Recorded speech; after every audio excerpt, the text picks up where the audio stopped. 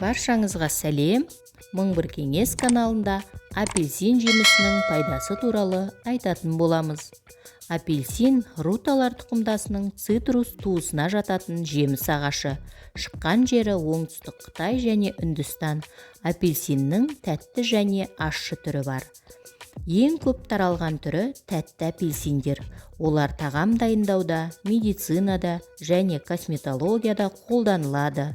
Ащы апельсиндер тәттілер мен ликерлерге дәм мен хош иіс береді. Апельсинді жылдың кез келген мерзімінде таба аламыз.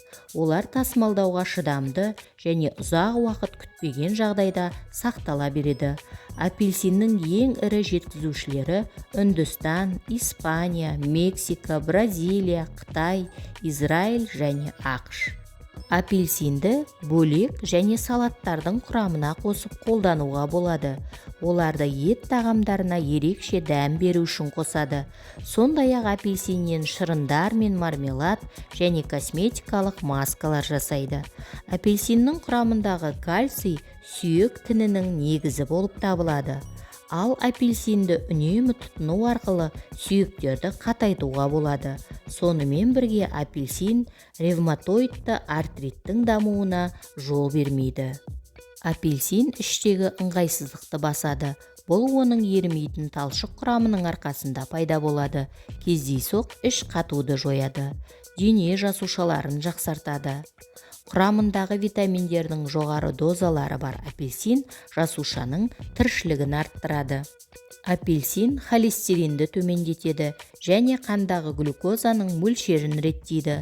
Апельсин қабығының сіздің денсаулығыңызға пайдасы өте көп. Апельсин қабығын аршып болғаннан кейін жақсылап шайып, оны уақтап тураңыз. Содан соң үстіне қайнаған су құйып біраз уақытқа қалдырыңыз. Бұл хош иісті сусын дәмді әрі пайдалы. Оны холестериннің деңгейін түсіретін дәрі-дәрмек ретінде ішуге болады. Апельсиндегі С дәрумені коллаген шығара отырып, терінің жағдайын жақсартады және әжімдерді азайтады. Сондай-ақ бұл жеміс терідегі тігіс пен тыртықты қайтарып, бетте қалған безеудің орындары мен пигментті дақтарын азайтады. Сонымен бірге апельсин жеу және онымен негізделген косметикаларды шашқа қолдану шаштың түбін қатайтады және түсуін азайтады. Цитрус жемістер шашты сау, көлемді және әдемі ете отырып, бас терісіне қан ағынының түсуін ынталандырады.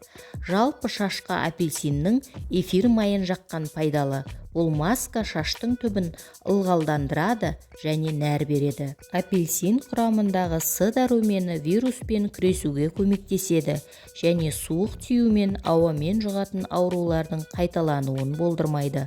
Сондай-ақ аскорбин қышқылы рак клеткаларының пайда болуына жол бермейді.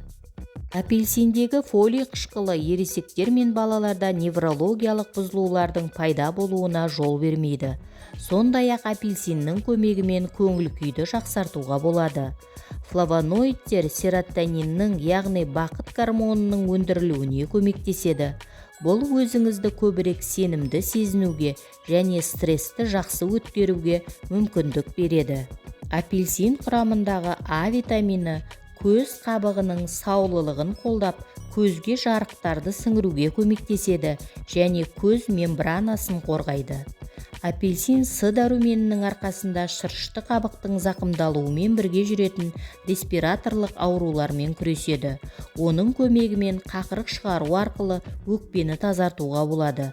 Бұдан бөлек апельсин демікпе белгілерін азайтады.